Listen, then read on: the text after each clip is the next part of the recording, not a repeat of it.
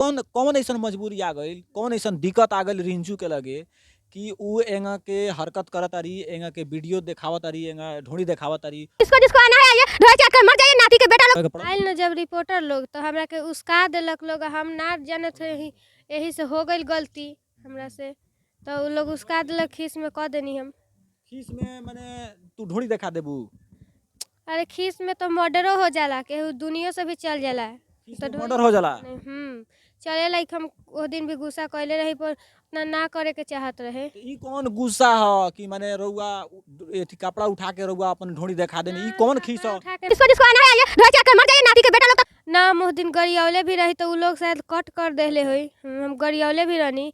उ लोग हमरा के नचनिया कहलक तो हम बोलनी कि नचनिया तो नचबे करेला, बाकी ऊपर जे लोग पैसा उड़ावेला उ मौगा होला, तो उ सब लोग कहीं कट कर देले होई, हम गरियौले भी रहनी। हां ई सब बात बा। हाँ ये बात बाटे जे कौन क्लास में पढ़ेलू?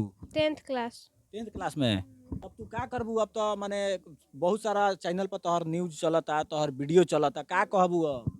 अब का कुछ कहे के बाटे, कुछो थोड़ी ना बच गइल बा, जाए दी चले दी वीडियो, हमरा से कोई गम नहीं खे। जे लोग अब आई ओ लेखन के सवाल करी, कल एक आदमी से कैसे झगड़ा भइल रहे, लेखन झगड़ा हो के वीडियो ना बनी, अब से ना देम इंटरव्यू वैसन।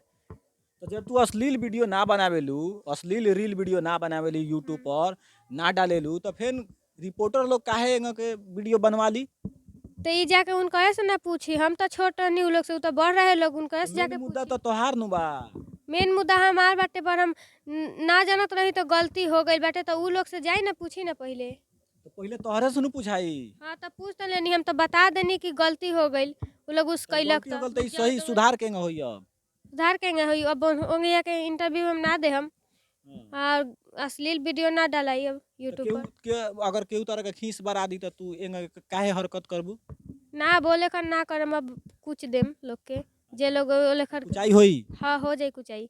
ई कौन खीस ह, ई कौन खीस ह, ई कौन गुस्सा कि ढोंड़िए तू देखा देबू? हैं? ओ दिन हम कपड़ा उठा के ना देखौले रहनी, ओही लेखन हम रील बना के ही आए रहनी, ओही लेखन के कपड़े ही डिजाइन के वीडियो रहे। में तो साफ नजर आवता कि तू कपड़ा माने उठावत तारू, दिखावत तारू। कहाँ उठावा तानी, जाई देख ली, अभी भी नहीं खे उठावल के वीडियो। जिसको जिसको आना है आइए, ढोए चाट कर मर जाइए नाती के बेटा लोग। हां जाई देख ली, नहीं खे वैसन, वैसन के रहल ही रहे डिजाइन ओइसन के। के वीडियो सब जगह चलता। तो उ एगो वीडियो बा 10 लोग शेयर कर देले बा, 10 लोग थन में लगा देले बाटे। 10 लोग लगे वीडियो नहीं चलत, 10 लाख तक ले लोग के लगे वीडियो पहुंच गई चलता।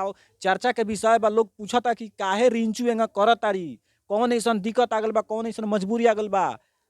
हमरा भी मजबूरी रहे जे ये लोग हमरा के लोग गुस्सा दे रहे, हमार माइंड अभी कहाँ बा, का करता, कुछो हमरा ओकरा ठीक न रहेला, का बोलत है उ कुछो ना हमरा ठीक रहेला, और लोग गुस्सा दिवा देलक। हमरा तो खुद हमरा माइंड के मतलब कि पढ़ल लिखल हो के आ बुर्बक वाला काम कैलू। हमरा पढ़ाई में उतना ना मन लगेला, वही चलते हम रील्स बनाए पढ़ाई लगनी। में ना मन लगला? ना हमरा उतना अच्छा ना लगेला पढ़ाई में। देखिए भैया, ये रिंचू है और ये कह रहे हैं कि पढ़ाई में मन नहीं लगता है। जी तो हम कथी में मन लगला?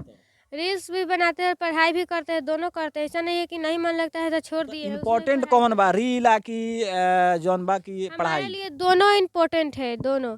जी आधा इसमें टाइम देंगे पढ़ाई में और आधा रील्स में। पढ़ लिख लेबू तो एसपी बनबू, डीएम बनबू, बिहार में कोनो भी अच्छा खासा नौकरी लाग जाई तो हार है। पढ़ाई के कोनो गारंटी नहीं है कि हम फेल करम कि पास करम, यही चलते हम रील्स भी बनावत रहे। रील के गारंटी बा कि तोहर रील वायरल हो जाई? वायरल होके चाहे ना, हमरा चैनल से बस खाली वायरल होके, दूसरा के चैनल से होला से हमरा कोई मतलब नहीं है। हमरा यूट्यूब पर काम करे के बहुत पहले से ही मकसद रहे। तो ठीक बा, यूट्यूब पर काम कर, अच्छा अच्छा वीडियो बनाव, लेकिन ये तरह के वीडियो जौन बा अश्लील कपड़ा उठा के ई सब हमरा कहे में शर्म आवता, ऐसा ना कहे के चाही। लेकिन कुछ ऐसा वीडियो आइल बा कि जौन के विषय में कहे के पड़ता, ई ढोंड़ी देखा देले बड़ी, काफी चर्चा के विषय बा। तो ई गलती केंगा सुधार होई अब हो गया कि वीडियोवे ना बनी तो सुधार हो ना जाई, ना बनी ओले ई सब वायरल होखे खातिर माने एंगा के माने ई सब होता। ना वायरल होके रही तो अपना चैनल से डालले रहती, दूसरा के चैनल से डालला से कौन फायदा बाटे। कुछ लोग के चैनल ना चलला तो एंगा के काम करेला लोग। ना ऐसन बात नहीं है हमरा में, तो हमरा अपना से मतलब बाटे, दूसरा से ना। तोरा से गलती भइल बा, माफी मांग। हम माफ़ी मांगा तनी हमरा के माफ़ कर दी। हाँ, वैसन वीडियो भी ना आई, हम कहनी ना इंटरव्यू अब देबे ना करम वैसन।